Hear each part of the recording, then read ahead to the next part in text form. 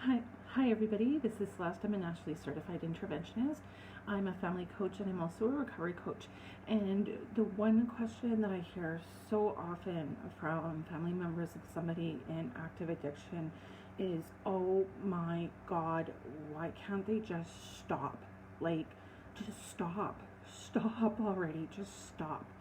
Like, aren't the consequences bad enough? Like, aren't there enough negative consequences? Like, haven't you destroyed your life enough? Haven't you destroyed our lives enough?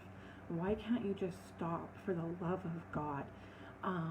And this is just such a huge question that I want to I want to talk about it, and I talked about it, I think, earlier this week, just about what drives somebody to keep using drugs or alcohol in spite of all these negative consequences and the chaos and the destruction and the anger and resentment and broken relationships and all the stuff that goes on. So I want to talk a little bit about that because this is such a huge question. And there's a lot of things that factor into why people keep drinking and or using drugs. So one of the things is that, there's obviously the genetic component. So people that come from families where there's been a long history of drinking and drug use, they're genetically more prone. But I don't really want to talk about that right now because that we can't help that, right? So we can't help a lot of this stuff, but we can't do anything to change our genetics. But the other things I'm going to talk about, we can start to do some stuff around changing. So one of the things is a lack of coping skills. So a lot of times people that are stuck in addiction don't have adequate coping skills to do life, to do even just to do like when things are going well, they don't know how to cope with that. They don't know how to cope with anxiety or stress or depression or anything like that, or even just day-to-day life, getting up and going to work, picking up the kids at school, walking the dog. They don't have, it sounds silly, but they don't have the coping strategies to do life. Another big factor for a lot of people that use is unresolved trauma. So it could be past, present trauma. It could be childhood trauma. It could be a current abusive relationship. Maybe they're in a abusive marriage and they've never gotten resolution around that trauma. They haven't been able to get the closure that they need and find ways to cope with that trauma in an effective way so that they don't have to drink or use drugs to escape the pain of all that. Another common thing is untreated or undiagnosed and or untreated mental health concerns. So sometimes the mental health disorder hasn't been diagnosed at all. Sometimes it has been diagnosed, and the people have tried therapy, tried medications. Maybe they went off their medications. That's very common, and then they start self-medicating, or maybe they have been diagnosed, and the treatments that they're using are ineffective. So sometimes medication isn't right. Sometimes the talk therapy, maybe the therapist isn't what they need. So that's another common thing is unresolved mental health concerns.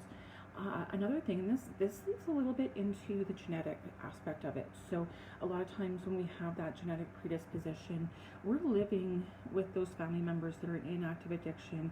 We see the grandparents or the uncles that are drinking and or using. And so sometimes this is a learned behavior, and this ties into that lack of coping skills. So a lot of times the environment that we grow up in, those people didn't have coping skills. So A, we don't learn coping skills, and B, we learn that our coping skill is drinking or using.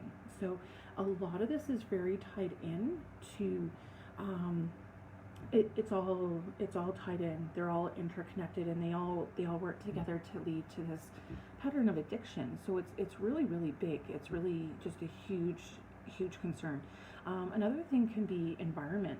So and this can be a couple different things. So this can again go back into the family environment. Is if you're growing up in a family where there's lots of addiction, there's lots of drinking, there's lots of drug use, there's a complete lack of parental coping. Like the parents can't cope with their issues. Maybe there's violence in the home, child abuse, neglect, and again that goes into the trauma. But growing up in that environment, that can be a factor too, to lead to these addictive behaviors.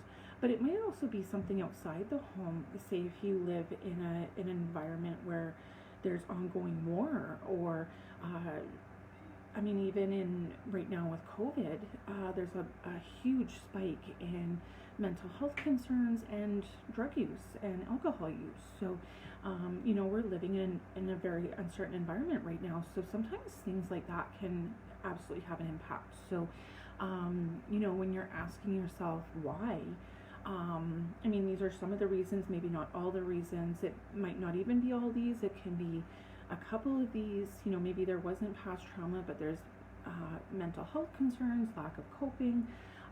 So these are some of the things that really answer the question as to why. And I know it's not always necessarily the most helpful, but it can start to give you some understanding.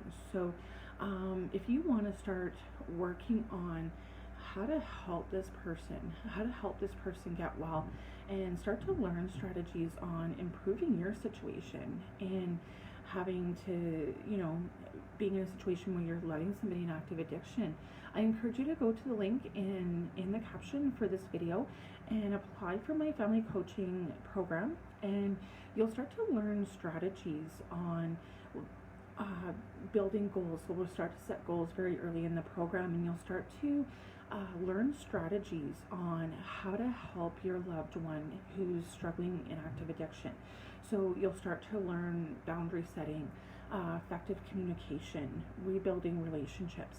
And a lot of that is going to start to come from changing our own thoughts and behaviors around the situation and our ways of thinking about it. Because, obviously our current ways of thinking aren't working and they're not effective in helping this person. So part of the big thing is starting to change our own thinking, our own behaviors, our own ways of doing things, so that we can start to get well, we can be better, and then we can get out there and help that person that we love in active addiction. Spots are filling up quick, so you're going to want to make sure you go to the link today, fill out your application for my family coaching program. We will get on the phone, have a conversation about what you want to achieve, what some of your goals are, where some of your struggles are, and we'll start to build an individualized program around you. It's not a cookie cutter program. It's definitely tailored to your needs and where you're at and where you want to be. So make sure you click the link, fill out your application, and we'll talk. Thanks for tuning in.